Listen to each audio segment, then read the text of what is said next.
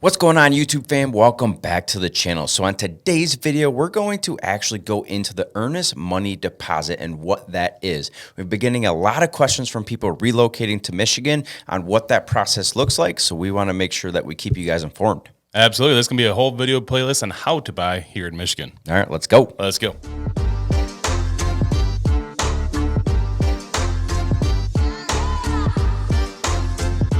Welcome back to the channel, everyone. My name is Kevin Irwin. And I'm Ross Young. We're a local real estate agents here in the great state of Michigan. If this is your very first time to our channel, we go over anything and everything that has to do with living and thriving here in Michigan. So make sure you guys smash that subscribe button. Hit the little bell notification so you guys get notified every time we put a video out. Guys, we like making these videos, but we love helping you relocate to Michigan much more. So please do not hesitate to reach out to us. You can call us, you can text us, you can email us, you can even send the pigeon care if you guys have to.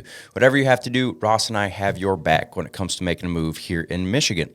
And guys, you have to stay till the end of this video because Ross and I have a special surprise for you. So make sure you guys stay till the end. Okay, without further ado, Ross, earnest money deposit. Let's jump into this. So we get a lot of questions on our purchase agreements, and one that commonly comes up is, what is an earnest money deposit? Earnest money deposit is a sum of money that you give to a third party to let the seller know that you are committed to buying this property. This is actually going to be used towards your closing costs and down payment, so it's not like it's just going to be going away, but There are some instances where you can actually lose it or get it back if you decide not to buy the property. So times that you could possibly lose the earnest money deposit, there's very few of them. Realistically, it's pretty easy to get this money back, and we also don't want you guys to think like we're just giving this to the seller. This is going to go to our title company, and that's where the money is going to be held. And then this money will go towards your down payment and or your closing costs at the end of it. So let's talk about a couple ways that you can get it back and or lose it. So you're really like three different instances that you can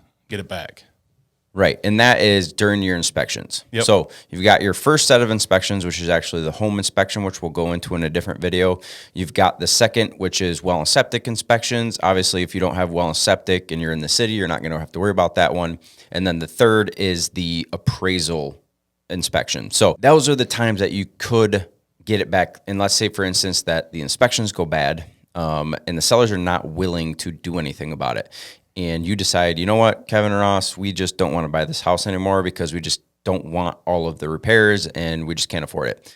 Then you would get that money back, and or we can hold it in escrow for the next house. Moving on to well and septic inspections, that's a 3-day inspection window. If well and septic inspections go bad and the sellers are not willing to help and you cannot afford to fix it and we back out, again, that money comes back to you or we hold it in escrow. And then the third one is the appraisal. If the appraisal comes back low and you and the sellers can't come to terms on the appraisal amount and how much you're actually paying for the house, that is another instance where if you were to exit out of the agreement, you would get your earnest money deposit. Ross, why don't you touch on, the couple ways they could actually lose that money? No, if you pass your inspections, pass your well and septic, pass your appraisal, and you're right up to the time of closing, you're like, you know what, I just can't do this. You're getting cold feet. That's gonna be grounds for losing your earnest money deposit. Yep. Now, that's really about the only way that you can lose your earnest money deposit is if you get cold feet and you back out. Yeah. And we're gonna be totally transparent with you guys as far as where we're at in the stage of these transactions to let you know, hey, we need to have these decisions made by this time. Otherwise, you could possibly lose your earnest money deposit. And most of the time, we don't have any issues with it. But there's other grounds for other legal issues. If we do get cold feet and back out, you're not only going to lose your earnest money deposit, but there could be other repercussions that we're not going to get into. So one of the other ways that you can get your earnest money deposit back is, let's say that you lose your job or... Yeah, so now there's 4. There's not 3 anymore. I just thought of another one. 2 while words, Ross made was in talking. America. So let's say that you lose your job, or maybe you're relocating here and something goes bad. You have a family emergency or something, and you can no longer afford that house because of financing. That is grounds to get your earnest money deposit back. Also, there's 5. We're uncovering all kinds of stuff, guys.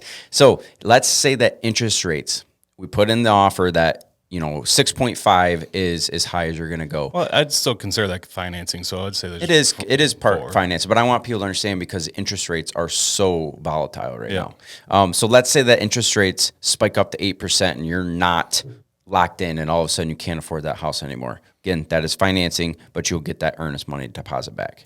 So those are just those are just kind of the instances. Obviously, we're going to keep you guys informed. We just want you to know that this earnest money deposit, when we ask you for this money, it's not going to be just given to somebody. It's going to go towards the transaction. Well, I think that's it's also a good point to talk about, what is a reasonable amount for an earnest money deposit. And I really kind of base this on the purchase price of the house. If we're $200,000 to $300,000, we're looking at about $1,000, $2,000.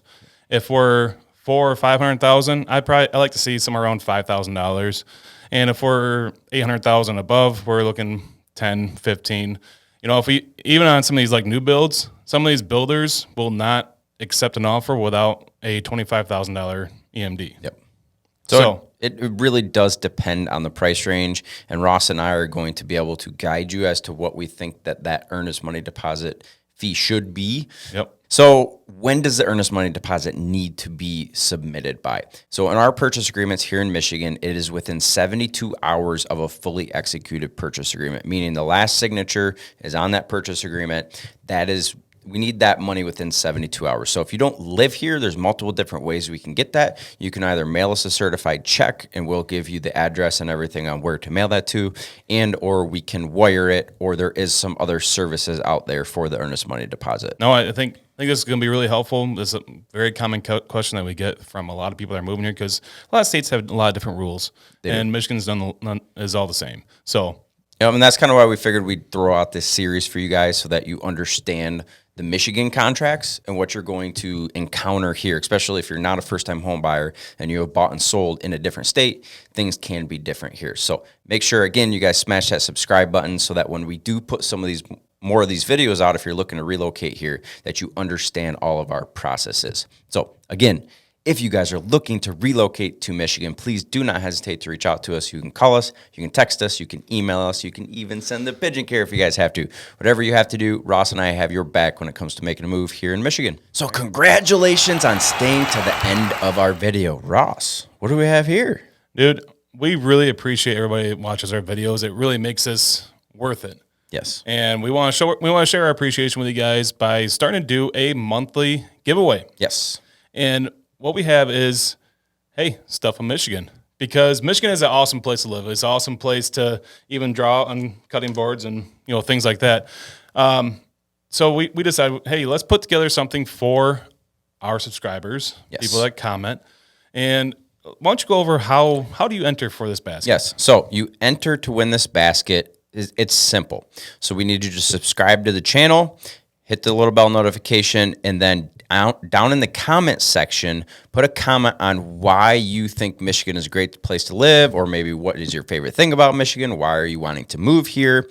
And then we will comment back on that link with a quick form to fill out. And that's just going to be a little bit of information from you guys so that obviously if you're the winner of this basket, we can actually get it to you. And this is going to be a monthly thing. So we're going to do this every single month.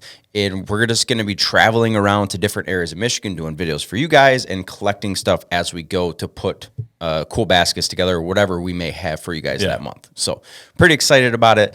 We hope you guys are excited about it, and we can't wait to see who the winner is. So make sure you put a comment down in the comment section, and let's see who wins this thing. Let's do it. All right. We'll see you guys on the next video. See ya.